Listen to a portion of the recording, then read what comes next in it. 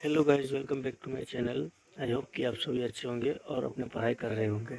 तो गाइस, आप सभी के लिए एक न्यू वैकेंसी की नोटिफिकेशन लेकर आ गया हूं, जो कि आया है NICL की तरफ से, यानी कि नेशनल इंश्योरेंस कंपनी लिमिटेड, जो कि सरकार गवर्नमेंट अंडरटेकिंग कंपनी है। इसमें टोटल 500 पोस्ट के लिए इसमें रिक्रूटमेंट कराया जाएगा। तो इस वीडियो में मैं आपको इस वैकेंसी से रिलेटेड जितने भी जानकारी है सब दूंगा, और important dates, exam pattern, syllabus और सिलेक्शन प्रोसेस जो होगा सब दूंगा। तो इस वीडियो को अंत तक ज़रूर देखें, ठीक है। अब सबसे पहले बात करें तो इसका अप्लाई डेट ऑलरेडी स्टार्ट हो चुका है 18 जुलाई से, और आप इसके लिए 7 अगस्त तक अप्लाई कर सकते हैं इसमें।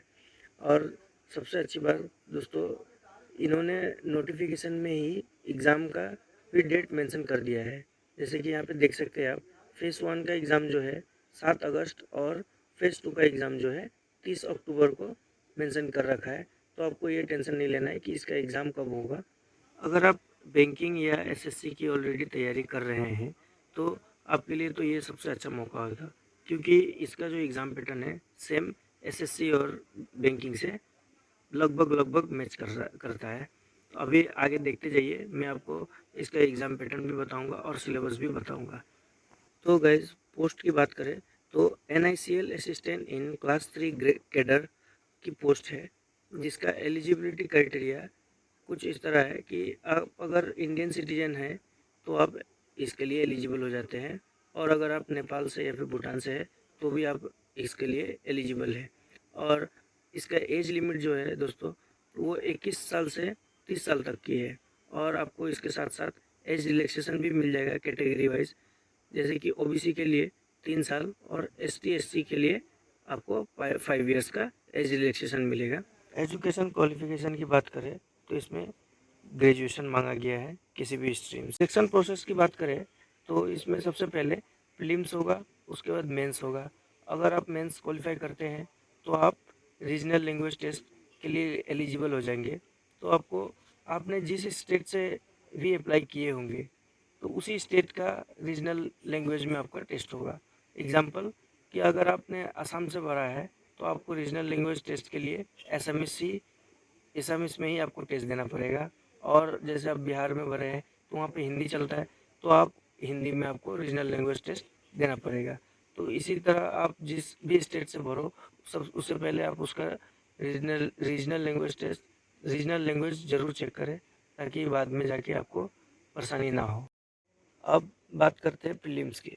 तो प्रीलिम्स में आपसे 3 सब्जेक्ट पे क्वेश्चन पूछा जाएगा।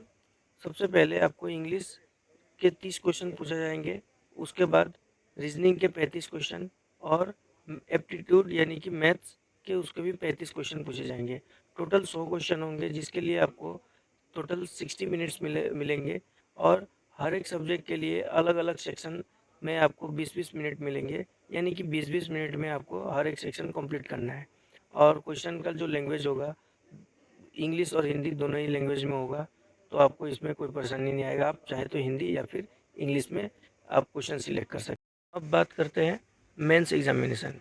तो इसमें दोस्तों आपको रीजनिंग के 40 क्वेश्चन, इंग्लिश के 40 क्वेश्चन, मैथ्स के 40 क्वेश्चन, और जनरल अवेयरनेस के 40 क्वेश्चन, और कंप्यूटर के 40 क्वेश्चन, यानी कि इसमें 5 सब्जेक्ट होंगे, जिसमें टोटल 200 क्वेश्चन होंगे और 200 नंबर दिए जाएंगे, जिसके लिए आपको 120 मिनट्स मिलेंगे। और इसमें भी आपको सेक्शन वाइज 30-30 मिनट मिलेंगे। आपको उसी 30 मिनट के अंदर हर एक सेक्शन को कंप्लीट करना पड़ेगा, ठीक है।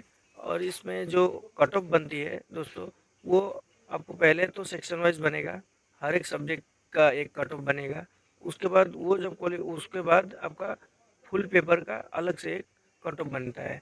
तो आपको दोनों में ही क्वालिफाई करना होता है। उसके बाद आप रीजनल लैंग्वेज टेस्ट में एलिजिबल हो जाएंगे। अब वैकेंसी डिटेल की बात करें तो ये वैकेंसी स्टेट वाइज आउट हुई है। तो ऐसे में आपको मैं कुछ स्टेट की वैकेंसी यहाँ मेंशन कर रखा हूँ, आप देख सकते हैं। जैसे असम में आपको 18 वैकेंसी देखने को मिलता है, जिसमें आपका लैंग्वेज जो है असमीज है। बिहार में आपको 12 देखने मिल जाएगा। महाराष्ट्र में सबसे ज़्यादा है 57, उसे इसके लिए आपको मराठी लैंग्वेज आना पड़ेगा। और वेस्ट बंगाल में 46 है। तो आप अपने हिसाब फॉर्म फिलअप करना और उसी स्टेट में करना जिस स्टेट का रीजनल लैंग्वेज आपको आता हो। अब बात करते हैं एप्लीकेशन फ़ीस की। तो अगर आप SC ST PWD या एक्स सर्विसमैन कैटेगरी से हो तो आपका एप्लीकेशन फ़ी 0 लगेगा। और इसके अलावा OBC और जनरल वालों के लिए 850 का एप्लीकेशन फ़ी लग जाता है। ठीक है, तो इस पोस्ट के लिए अप्लाई जो है ऑलरेडी स्टार्ट हो चुका है।